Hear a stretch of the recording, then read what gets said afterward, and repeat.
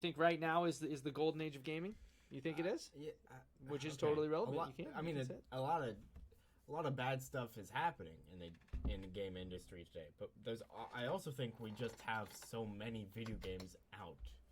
So much stuff is happening, and it's such a wide. Like you go back to the and like you go back pre HD pre 3D era of video games, and there's many games out, but there's also a lot of similar looking games. It's because it's limited in what you can do with the console, and also, hey, this Mario does well. Let's make a platformer. Yeah.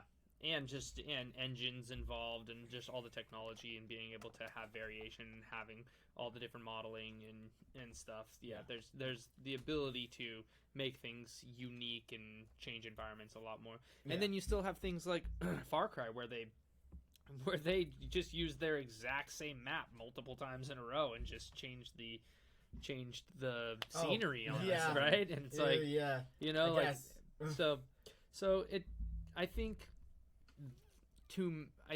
a good game nowadays is a lot different than a good game in the past, just because of the fact that one, there's so many more gamers than there used to be, just due to population growth, just due to popularity of video gaming in general, and so there's going to be a market kind of for everybody, just like what we talked about before with our social media stuff. There's a market for everybody, and if you enjoy it, someone else out there enjoys it too.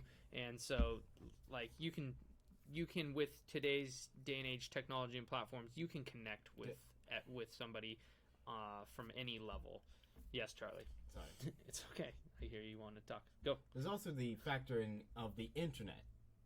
Totally. Because that changes everything, where not only is information more widespread, but you can get different groups of people out there. And I think and also indie development has really flourished in this day and age, I think, as opposed to free engines and people just generally having so much more free time, and the acceptance of modding and stuff. There were hackers back in the day who would hack consoles, but no one would really see all that. Yeah. Unless you got into a gaming magazine or something, I bet. But now you can be like, hey, I put Macho Man into Skyrim. Yeah. Everybody look at me. And then maybe that guy gets a job, or maybe he makes his own game, gets clout in there, or even Flash. There are thousands of Flash games online.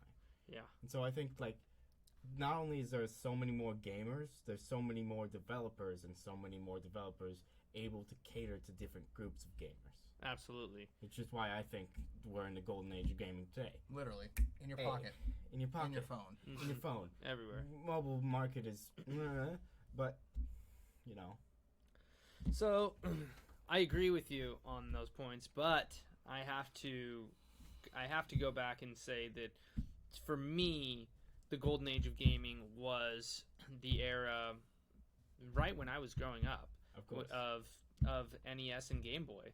When the original NES and the Game Boy came out, I just think generationally, and my parents are not gamers. My aunts, my uncles, that whole generation, they're not gamers. Unless they picked it up late in life, they did not play those original games with me or with my family. I don't know people. I'm trying to think off the top of my head. I don't know a lot of gamers from that kind of baby boomers era. And so for me, the golden age of gaming was when consoles became handheld and home based, and like the NES and the Game Boy, when they were good enough and there was enough variety for people to actually make it a pastime and a hobby and something that they could do on a regular basis that they didn't have to go out and about to go find. And I think without that age, today wouldn't exist. Oh, no, so I'm gonna hold true to. I think that I was super lucky and grew up and was just born in a time when gaming was just kind of coming off the scene and blowing up and really changing and revolutionizing our whole era, because everybody or at least most of the people my age, I'm 31 years old, that I know have either been into games at one point in their life, are still into games now, or at least have a frame of reference into gaming and have been able to make a decision whether they do or do not like it. Not that they have just never experienced it or it has never been a part of their life in any fashion. You mentioned an interesting phrase, good enough. And you mentioned as far as your golden age, that being your time when you started to really understand and process and be able to jump into games and appreciate them, like you said with the Game Boy, like you said with the 64 and stuff like that, you know, going back to your childhood, going back and sharing those experiences, even with your peers and stuff like that. Good enough was what we knew. That was so cool. I mean, what we have now is ridiculous. We put virtual reality headsets on ourselves and immerse ourselves in completely different worlds. Well, we did that in the same context by holding on to a Game Boy that had a green screen, a green and black screen that we were looking at. We had that immersion. That was good enough. So for us, I mean, maybe I'm speaking for you as well here too. No. But for us, that was our golden age because that we didn't know any different. We didn't know any better. We didn't know that it could be this ridiculous thing where we could literally almost transcend that entertainment medium of our games, movies, or movies, games, and we've gotten to that point. You know what I mean? I mean, the fact is that we could embrace that, and we didn't know any better. It was good enough, and now it's just completely snowball rolling down the hill, and it's great. It's unreal. Absolutely. Yeah, I mean, we didn't have variety, and I think that this kind of is a good turning point for our conversation into moving from the history and present day into the future, where I feel like you're saying, Charlie, that today is the golden age. I think that we are kind of at this, or at least I believe, at kind of this tipping point right here, where we have entertainment that is so immersive, so beautiful. Some of it you can't even tell the difference between reality and our own life, and there's just so much variety, and that's where we come back to choice being a potential downfall to an industry. And I think that once Google Stadia and once all of these streaming services come available, I think that there's going to be so much variety and it's going to be so widespread that it's going to be hard for any one developing team to really stand out amongst the rest, because it's going to be so crowdsourced and so easy for people to just jump in on Unreal Engine or Unity and make a game for free, and everyone is just popping things up left and right. And I think that it's going to be there's going to be confusion. It's going to be maybe more difficult for gaming as an industry to move beyond where it is now, just simply due to choice. I mean, I think that when you have one or two options, when you have Nintendo, Sony, and Microsoft, you have three options. You can pick a camp and be loyal to that camp. But when there's either a single option, there's a monopoly, you get a for or against, or if that's just totally abolished and it's all these like millions of small individual developers, then you don't get a brand loyalty so much to an individual brand. That's right. Yeah. What do you think? I have multiple thoughts about that. Let's hit 'em. And thoughts about Stadia, but I'll save this. Just Stadia run thoughts with for it. later. Okay. With the conceit that Stadia is successful, I'm not so sure that, like, okay, look, what is the company behind Stranger Things? What is the company behind Game of Thrones? Would you say you have brand loyalty to those big-time mega shows that are on streaming services? I would say, if you're asking, I have loyalty to HBO. I would definitely say I have loyalty to Netflix as well too. So I think we become brand ambassadors for those specific brands because we appreciate their content and we consume their content, and we also pay them that service to provide it for us. So I definitely would say, yeah, I'm in that camp. Yeah.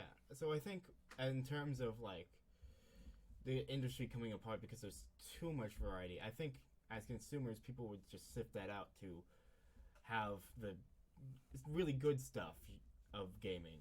Whatever is our Black Mirrors, our Game of Thrones bubble up to the top, and have that become the brand loyalty of the brand being less publishers and less console makers and more the developers themselves, shifting the focus from I love Nintendo because Bayonetta's on there to I love Platinum Games, or I love Sony because Assassin's Creed is on there, to I love Ubisoft.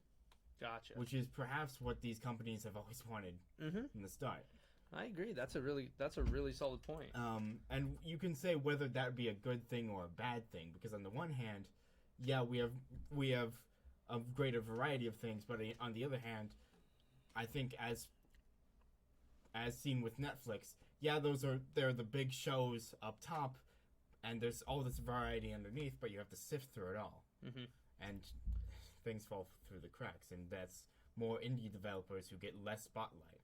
Whereas nowadays, things like, well, they don't count as indie so much, but like there's a game called Daemon X Machina or Demon X Machina. It depends on if you're British or not. That's like a mecha game, and people wouldn't know about that or care about that, but it's on the Switch, and it gets the Nintendo Direct service, and so people see that now and are like, oh, I love that. But if, like, for instance, would Stadia even have an E3? Like, what happens then? Because they can't show off every game. Yeah. And so I think there's a certain spotlight that these sort of factionized companies like Nintendo, Sony, Microsoft have that they give smaller developers. So they're willing to give that spotlight. So it sounds like the gaming industry may turn into Reddit. Yeah. where they put out a game and it gets upvoted to the top and gets spotlighted because the public chooses like a democracy rather than with all the flaws the government that democracy has. The company deciding we are going to market this piece, and so therefore it gets the spotlight. Instead, there's so much variety that it has to just be public opinion on what decides to be spotlighted because it rises to the top. And not saying that advertisement would never have sway. I mean, it certainly does. But, absolutely. But that's assuming Stadia does well, which I have opinions on.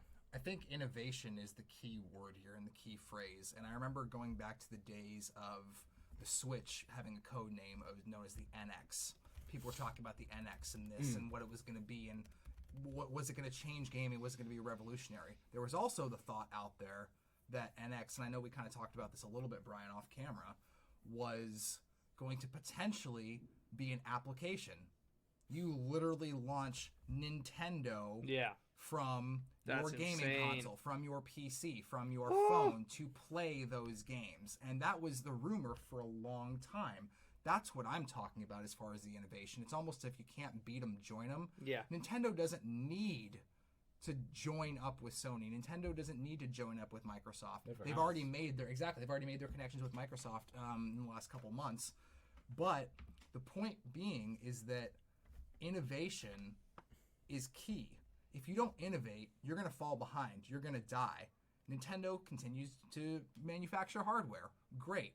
Maybe one day they won't. Maybe there's no space for them one day. Let's do a hypothetical. What if Stadia takes off? We're 10 years down the road from now. Streaming is literally the future. Where do you see Nintendo in that? Are they going to make their Joy-Cons and their small screens and do all this sort of stuff and cater to that market because that is their market? Or are they going to do something different and innovate, like become just a complete software versus a hardware company? Nintendo's always been about hardware. Like, for instance, that's where they really excel. Like, the innovation of the Switch is the thing that literally... Like the poor Vita, rest in peace. Right, and I'm a Vita fan. I'll keep it real with you, but I have some like thoughts it on does this what as well, the Vita too. wanted to do. Yes, but at the same time, the Wii U was supposed to be that as well too. They had a huge misstep. That was just marketing. It's like the Wii U was absolute garbage. And also it sucks. No, let's keep it real. The Wii U was absolute garbage. All right, yeah. No, the facts are this: is that Nintendo attempted to do what they attempted to do with the Switch in the Wii U days. They had their big thing. They had their monitor. They had their second screen. It was the console was separate. That's right. It was the console. It was the second screen as well too. And it failed. It failed miserably. They had a misstep of trying to get to the Switch. in a lot of people's opinion, and I'm kind of in this camp as well too, I do think the Switch is great. I think it's innovation. I think it's great, but it's another handheld. And they sell gangbusters. Exactly. Look at the Game Boy. And they do it right. I'm certainly giving them credit. Yeah. But at the same in this time, day and age where Stadia does not exist, they do exactly. it. So we'll see. This is going to be. Stadia does well. Yeah. If Stadia does well, which I think it won't. You really think it's going to crash? It's Google, guys. There's literally a website dedicated to all of the projects that YouTube have. Go to Google Graveyard. Yeah. It's all the projects that Google has started and been immediately killed off. Okay, here we go. So we're gonna bounce to something as far as just entertainment on the whole. What do you guys think? Digital music, film box office, television, and video games. Yeah. Where do they rank? 1, 2, 3, 4 as far as revenue? Video games top. Can you rank them 1 through 4? Video games. You think video games is better than TV, film, box office, digital music? Revenue spent or gained? Gain. Video games. Okay. And then number 2? Movies. Television. TV. And then music? Oh, shit. Music's in there? Yeah. Okay. It goes games, then music, then movies, then television. Okay. Yep. Oh. Okay. So we have gaming number 1. Yeah, of course. Up 10% from last year. Oof. Television number 2. Why? Down 8% from last year. Oh. Film box office. Music and then really that low? And then music 17 billion versus gaming is 116. Not even comparable. Why is music? We have music at Listen to 17, music, box kids. office films at 41 billion, television 105, closely behind gaming at 116. However, they're moving in opposite directions. So, with that being shown, this is why I think that Google Stadia is going to win, because Google sees this. They see the growth of gaming, they see the change of gaming, and they have the money to make it work because they can buy the people who can make it work. It's also a broadband bandwidth thing as well too. Once internet data caps go up, once all the ISPs start to realize where their actual money and revenue and entertainment value is at for their consumers and their customers, our data caps are not going to sit as low as they are now. Sure about that. Okay. I also think, but there's also, and again, going back to Netflix, people were saying the same thing about that, I bet. But, you okay? Oh, I'm great. Cool. I'm great. I've heard arguments online about the ownership of games in a Stadia world. Do you own that game? No. No. I mean, just like Netflix, you don't own it. You just watch it. What happens if You have a subscription. It's now the years have gone by and they shut the servers down. You bought that game, but you no longer own that game, so that game's gone forever. But you don't buy the game at Google Stadia. You buy a subscription to Google Stadia, and then you play all their content. No, but then you rebuy the game after you've bought Google Stadia. Why? Because they said so. Because they don't see why it wouldn't be cheaper. I think that would be a massive failure on their part. Well, that's what they said. You know, I thought to me, from what I've seen from the presentation, I thought that they were going to provide a very similar thing to what Netflix has done, which would be really smart of them, because Netflix has absolutely crushed the rest of the competition, and just offered a subscription where you get all of our content for the payment of $10.99 a month or whatever. Yeah. You know what I mean? You'd think. Right. Yeah. So, and with that, then they would contract to the developers, and each developer would have their individual contracts on how much money they would make based off of how well their game sells within Google Stadia, Right.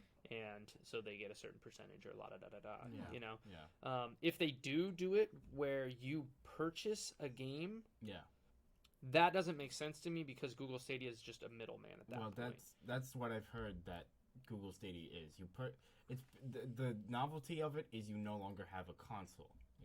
That's what you're getting with Google Stadia. I thought the novelty was it was a streaming service. No. So I mean, we're we're in the infancy of it. It's supposed to first be announced, I think, at the end of 2019, right? I wait with bated breath. And we'll see. This could be. It's fun.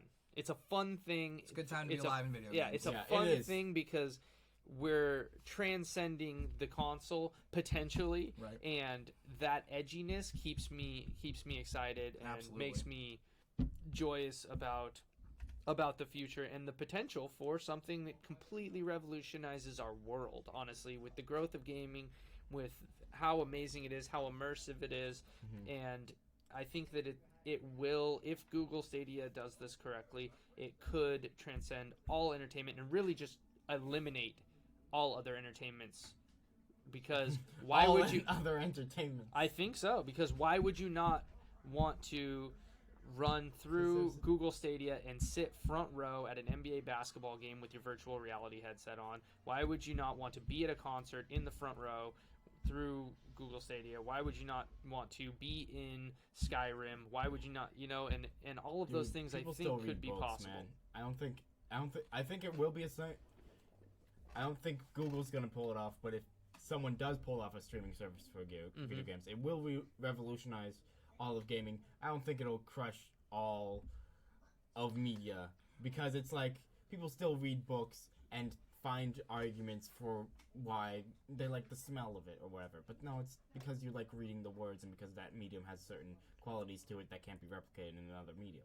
Just say it like that. Absolutely. However, are more people reading a physical book now, or are they reading a Kindle or listening to a podcast or getting their information through digital means? They're going on audible.com. Right? Exactly. Yeah. So not sponsored, please. I mean, yes, please the past always will have its place, and the retro and vintage will always return and cycle. I don't think that it's necessarily people are going to buy a very tiny PlayStation, or they're going to just have it all, like Will said, on apps, right? Like, yeah, maybe it won't go away, but it'll be a thing where you're waiting in line at the DMV, so you pull up your old PlayStation game on your phone and you play it because it's fun for 10 minutes, but it's not what you dedicate your time to. You block out hours for, you spend your time with your friends, or you post about online and say, this is my new thing. People like that, though. I mean, and there's a place for it. I don't think that it's going to dominate I think that it's my own personal opinion, and I think that my opinion is that it will crush other entertainment mediums, and they're gonna have a hard time keeping up. They're gonna have to evolve some way too, and I don't see how they do it without everybody just Ready Player One. It's gonna be exciting. Only time will tell. You know what I mean? It's really interesting. Time will tell. I do think that the other mediums have their place. I mean, like a movie you could watch a movie or you could watch a TV show, and they're completely different things, even if it's an adaptation of the same story.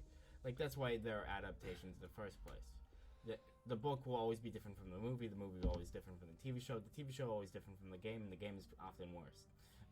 Gotcha. Yes, this is true. So we'll find where that comes in the future. This has been a super fun talk for me. We've kind of bounced around. It's exciting to know that we have been gamers, all of us, a combined probably 60 years of our life, right, or something. And gaming's been around for 60 years, and we can still barely touch the history of gaming. It's fun to create our own hypotheses on what's going to happen in the future. There's a lot of fun things coming forth, and we had an absolute blast chatting with you guys. We got something, Will? Looks like Ash, Wade, and Serenity all say hello. Oh, Serenity, what's up, guys? I know what we're chatting about. Serenity, tonight we were chatting about the history of video games and touching on a little bit of the past, also elaborating on the future. We were talking about Stadia as well, too, and all that sort of good stuff. So, this is Charlie. Hi, my name's Charlie. He's in the VOD Charlie tonight. Terry. Yep, he's in the podcast. So, we're just wrapping up here. I'm going to let Brian take us out. On to finish here, I want you guys to tell me what's your favorite console ever. Vita. PS Vita. My mind went to Wii. Wii? I am a Sega Game Gear. Ooh, fan. Game Gear. Whoa. The X-Men game and the Sonic That game was for where it was Sega Game Gear was so Yo. incredible. It changed my life. X-Men. You The got my color. respect. Oh, games in color in your hand. Oh my gosh. Even if it weighed 15 pounds. So, Don't it was a matter. blast. Thank you guys. If you want to comment below, let us know what your favorite console was. The VR boy. And we can chat about that in the future. Once again, this was All of Us Studios, a podcast for you on a Friday night. We will be back next week with another one, another fun topic. And as always, hard conversations. We make it look easy. You can too. Good night.